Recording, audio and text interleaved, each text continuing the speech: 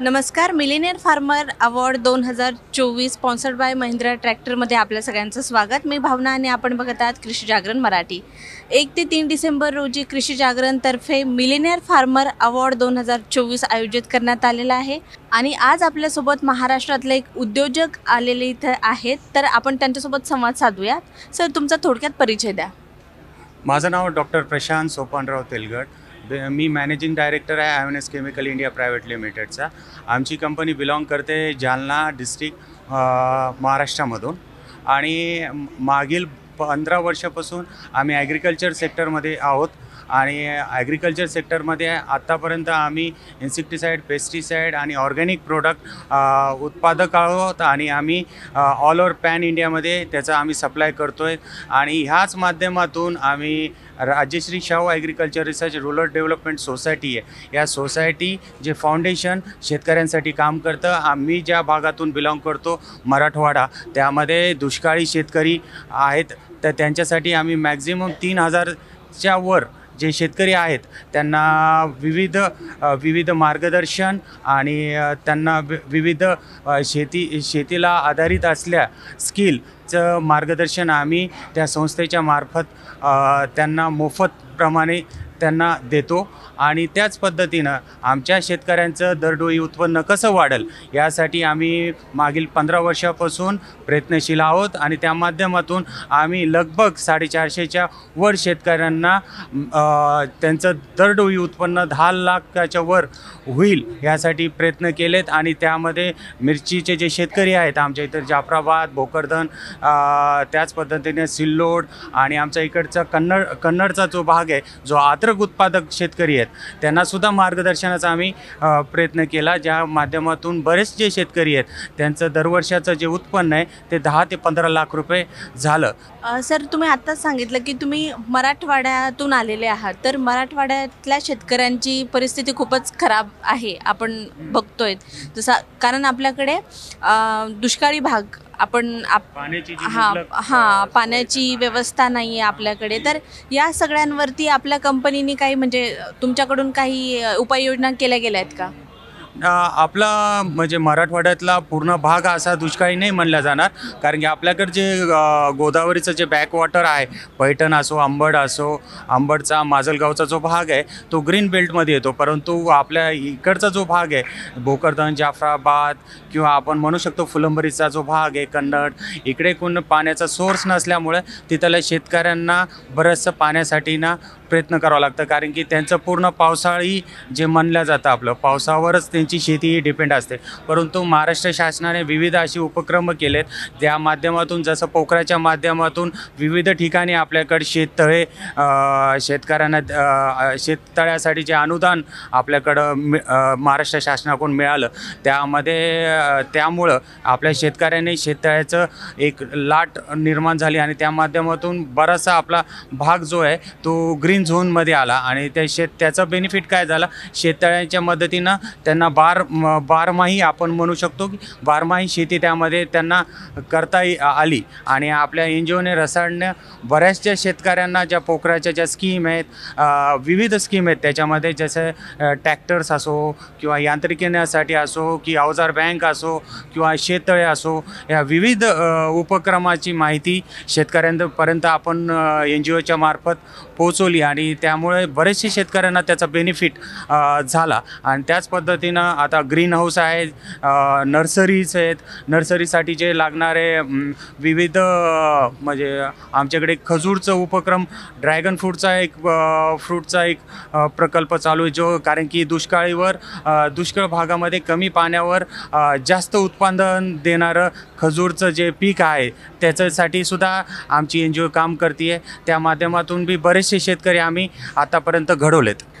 Sir, आता जसं आपण सांगितलं की आपण शेतकऱ्यांपर्यंत उपाययोजना पोहोचवतोय, माहिती पोहोचवतोय, तर त्यांचं उत्पन्न तर त्यांनी घेतलं, पण आता त्यांनी मार्केटमध्ये कसं जावं, मार्केटमध्ये कसं त्यांची मार्केटिंग करावी, याबद्दल पण थोडं काही सांगा.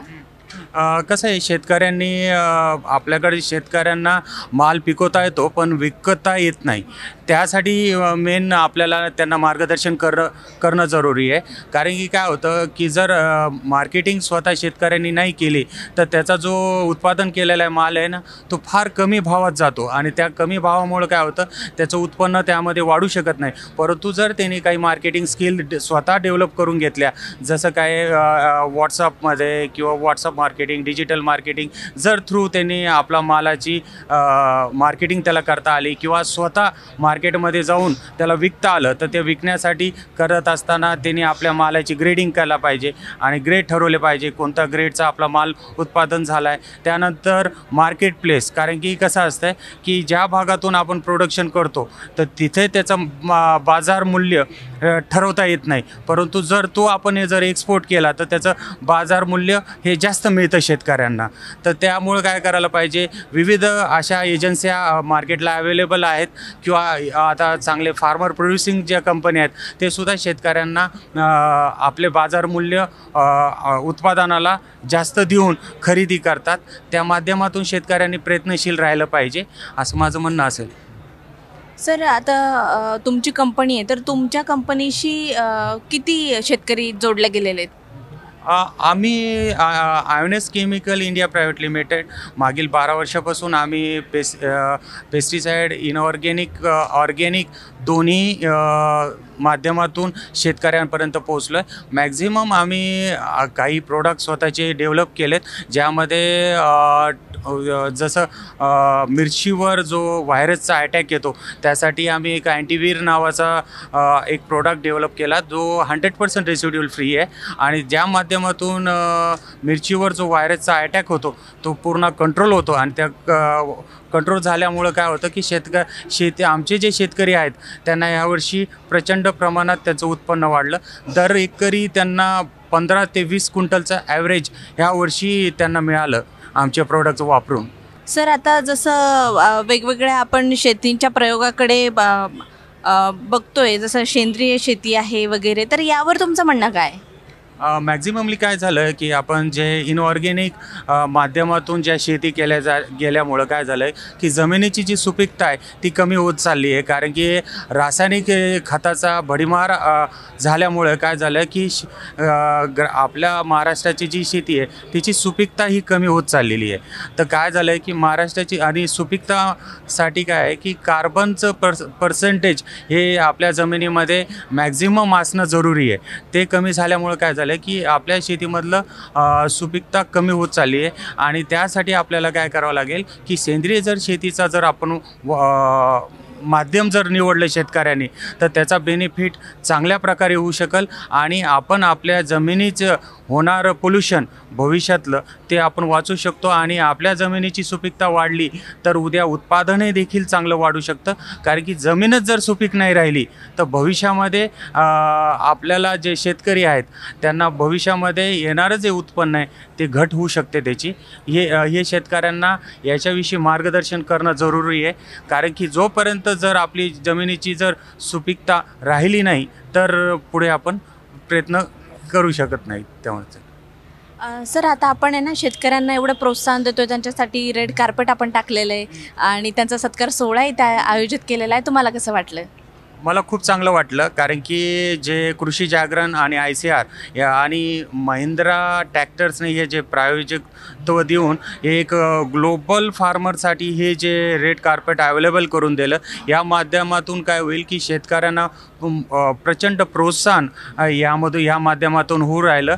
आणि सगळ्यात मोठा आनंद काय झाला की इथं आल्यानंतर पूर्ण भारतातील शेतकऱ्यांचं समन्वय बघण्यात आला की आपल्या इथेही की जे लोक म्हणत होते की शेतीला फार दुय्यम स्थान आपल्या इथं झालं होतं, कारण नोकरीला फार प्राधान्य दिल्या जात होतं.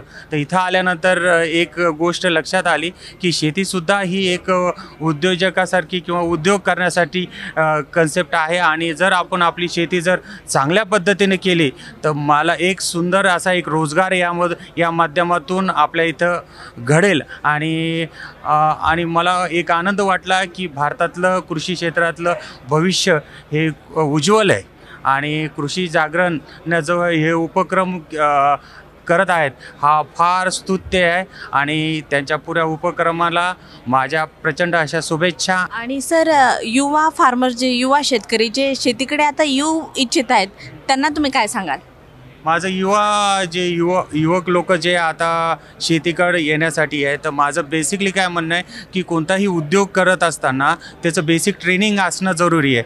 तर युवकांनी जर आपल्याकडे जसं कृषी विज्ञान केंद्र आहेत, ॲग्रिकल्चर कॉलेज आहेत, या कॉलेजमध्ये जर मुलाने विविध तिथं डिग्री कोर्सेस किंवा डिप्लोमा कोर्सेस जर केले तर शेतीचं त्यांना पूर्ण ज्ञान असं त्या माध्यमातून त्यांना मिळेल. आणि ज्यावेळेस एखादी गोष्ट आपल्याला पूर्ण नॉलेज घेऊन आपण ज्या क्षेत्रात उतरतो तर तिथं आपण कधीही अपयश मिळू शकत नाही त्या याच्यात, कारण की आपण जी गोष्ट करतोय त्याचं प्रॉपर ट्रेनिंग आपलं झालेलं असतं.